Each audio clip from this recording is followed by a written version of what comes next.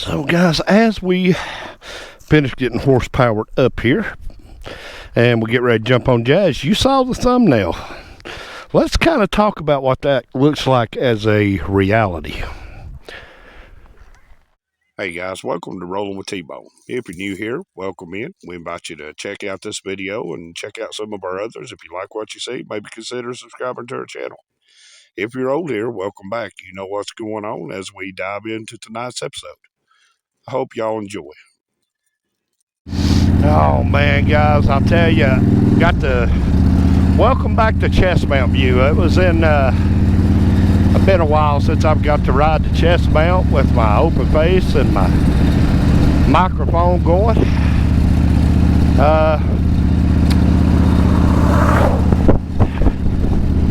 So the headline reads, Harley Davidson to stop motorcycle production.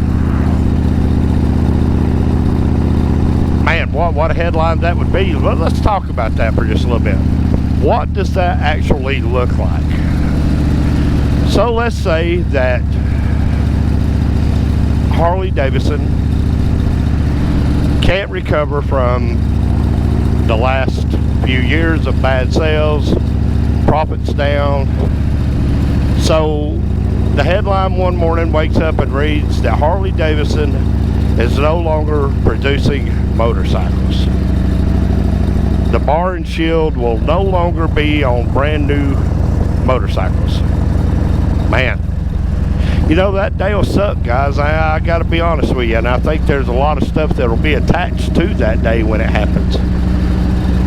One of the things that will be attached to it, as this guy comes up through here rolling coal in his truck. God, I hate the smell of diesel. But anyway, neither here nor there. But you know, the new CEO, whoever he may be, decides, hey, we're going to have to cut our losses as a motorcycle production company. So Harley Davidson quietly bows out. Now, there will be immediate fallout from that. The first thing that will happen immediately will be Indian, Triumph, you know, Honda, Kawasaki, Suzuki. If I get one, forgive me if I forget to say one, but these other bikes will advance. I think Indian will advance to the front of the pack, and I think it'll be a three-way front split. I think it'll be Indian, I think it'll be Triumph, and I think it'll be Honda, because Honda and Indian, outside of Harley Davidson's Rogue, Glide, and Ultra, they're the only ones who are offering a real nice touring bike right now. So I think Honda and Indian will definitely jump to the front of the pack. I think Triumph will be right there with them. And then I think you'll see, you know, other companies like Royal Enfield, KTM. You'll see BMW. These other companies will be moving up the notch. But you know, we talked about, and we've talked about this before, and I've mentioned this several times about Indian slipping up, creeping up, and moving in on Harley Davidson when they wasn't looking.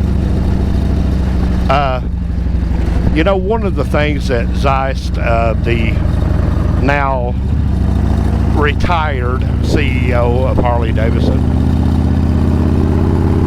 you know, he grouped the whole motorcycle culture together without taking into account that inside the motorcycle culture are a bunch of subcultures, meaning choppers, baggers, cafe racers, and ADV guys, cruisers, tourers. I think he just thought he didn't have enough motorcycle experience, that he just thought he could group it all together.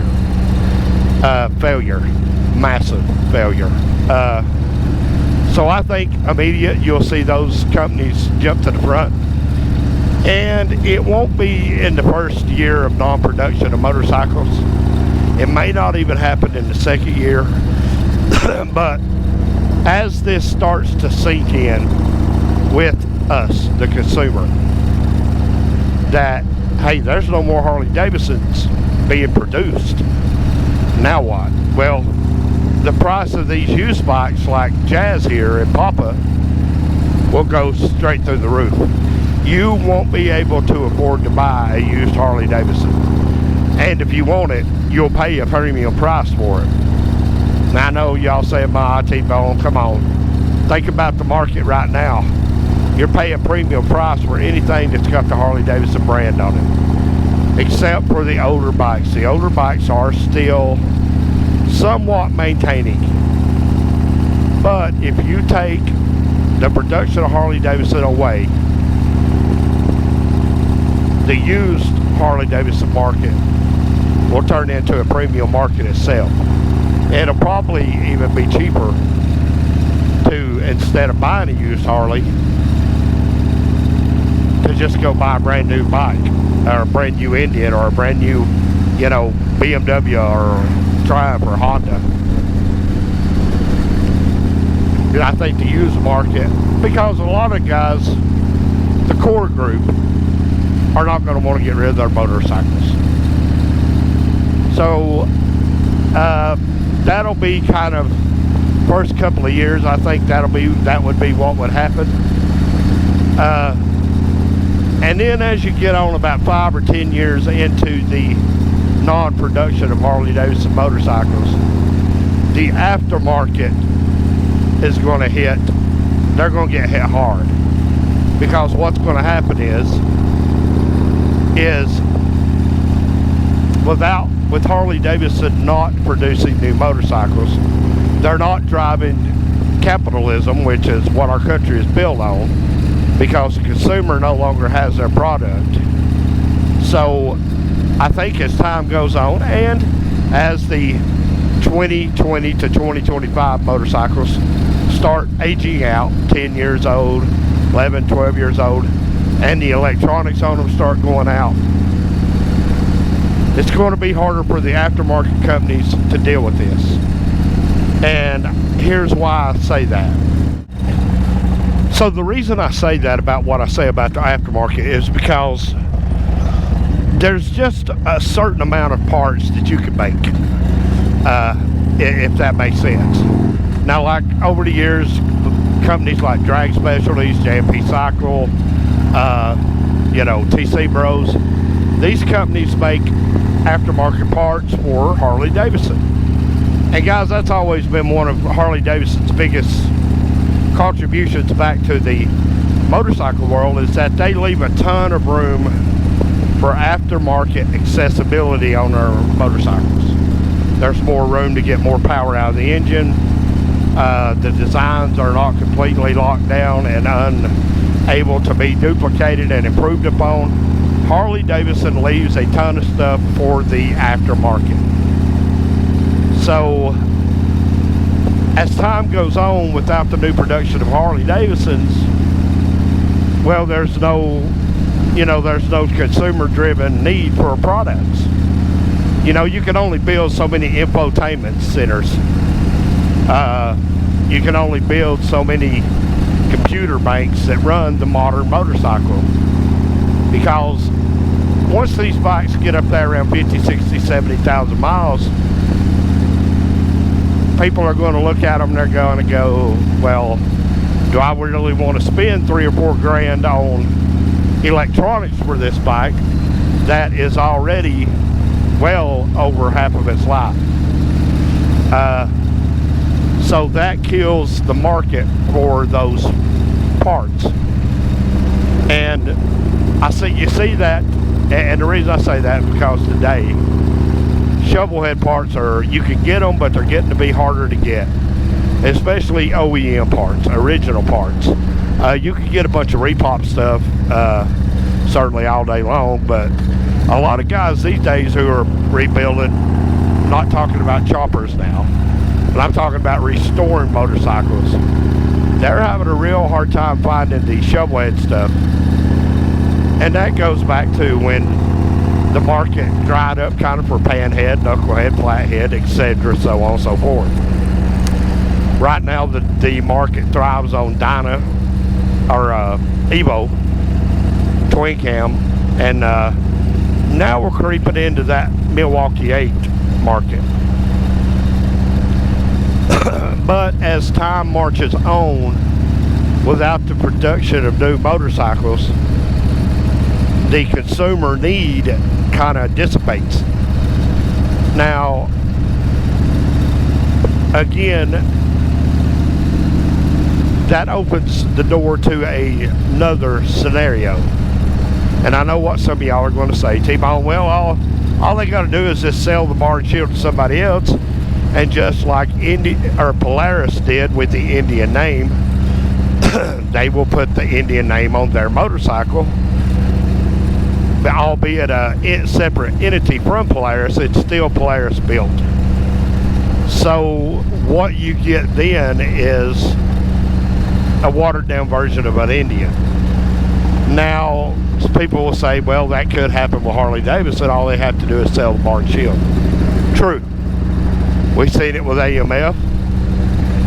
But say the people who are running Harley Davidson aren't really all that interested in getting rid of the bar and shield. They're not interested in getting rid of every bit of the company's legacy. Meaning, they realize how important they are in another market, which is the merchandising market. So you can't buy the bar and shield logo to put on a motorcycle. You can't buy the Harley Davidson name, because although Harley Davidson stops the production of new motorcycles, they don't stop producing t-shirts, jackets, hats, gloves, etc. You see where I'm going with this? So the people who are still at Harley are unwilling to sell the brand and the logo. Well, that makes it impossible for anybody to buy it and put a version of the Harley Davidson motorcycle back into production. So the market will be immediately affected, because Harley Davidson is a public company. The production stoppage will be immediately felt across the market.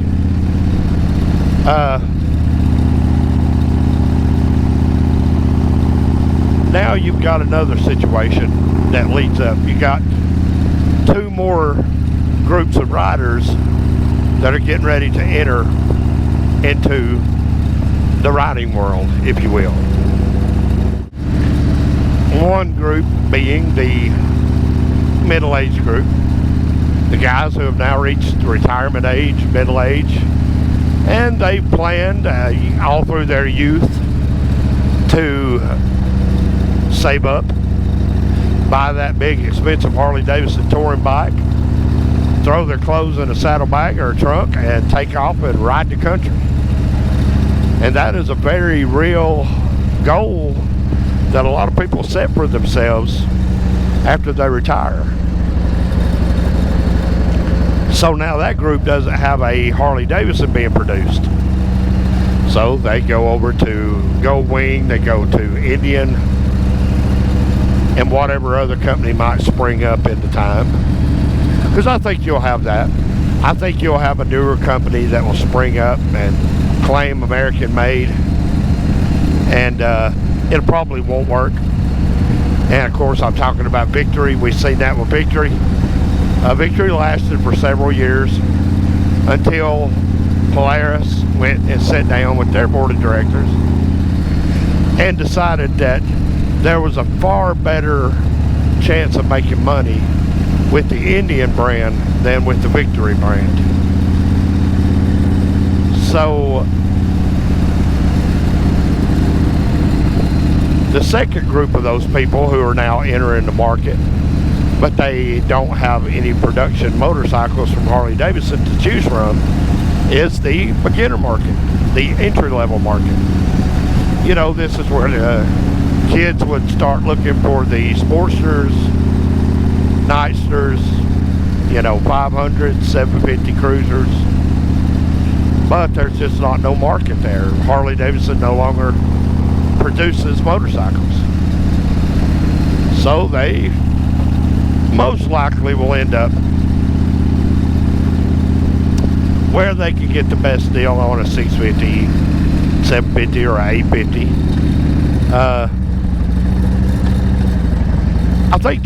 I think you'll see Triumph and Honda eat up a lot of that. Indian will have its share of loyal riders who will make sure their kids entry level at Indian. But I think you'll see the Royal Enfields, you'll see the Triumphs, you'll see Honda, Kawasaki. I think everybody will get a piece of the entry level market. But you know, I talk about this, and I'm talking about it in the hypothetical. Hypothetically, this could happen.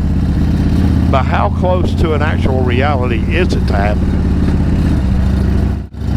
Well, it may be closer to a reality than we even want to admit. Because you've got dealerships that are closing down. And guys, without dealerships, Harley Davidson doesn't have nowhere to sell their product. And at the rate right now in our country, the rate that these dealerships are closing down, you know, even if Harley can somehow, again, like I said, with the Sportster video, and let me say this, guys, thank y'all for watching that Sportster video, man. That video is up to 800 something views. The little motorcycle that could, the Sporty, but even if they get that back into production and they somehow stop the bleeding, because if you look at the market, if you look at the graphs, Harley Davidson has been on a downward trend now for a while. Not selling, you know, not just not selling, but, you know, dealerships closing down, so on and so forth. So even if Harley Davidson is able to get all of this stopped and they're able to start producing motorcycles that people want again, if they don't have nowhere to send them, then that creates a whole new problem. And you got to think, man, Harley Davidson's had dealerships that have been with this company since the early 1900s. And a lot of these older dealerships can weather the storm. But the newer dealerships that are just trying to get themselves established, they're probably going to be some of the first to actually go away. And I'm not speaking out of turn about that, guys. If you take a look, and you can Google all this stuff. Excuse me, guys. Pollen's getting rough out here. I do have one Benadryl in my system I took this morning before I mowed my grass. But if you take a look at all the you can research it for yourselves. A lot of dealerships, and it's not just in our country, guys. You got to remember, Harley Davidson is a worldwide brand. So essentially, they're closing down all around the world. Dealerships are going away. Now, the dealerships going away, you can get around. You could start, you know, you can start signing deals with other dealerships to carry your product at a loss, of course, but so you can kind of negotiate that. But what you can't negotiate is the lack of customers, and that's where Harley Davidson is right now, because there are, I've been into dealerships in Dalton, Chattanooga, where they tell you, you know, tire kickers have come in, but as far as people coming in ready to buy new Harley Davidsons, most of their salesmen are polishing helmets and dusting shelves and waxing the floors, because nobody's coming in to buy motorcycles. And that right there, guys, that by itself may actually be one of the most sobering things about this. is that, and it's not just in one area of the country. This is happening all over the country. When the customer base goes away,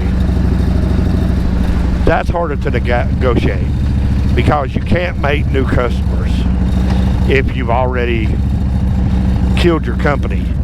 And you know, when I talked about it in the live I did, and then I did the Sportster video,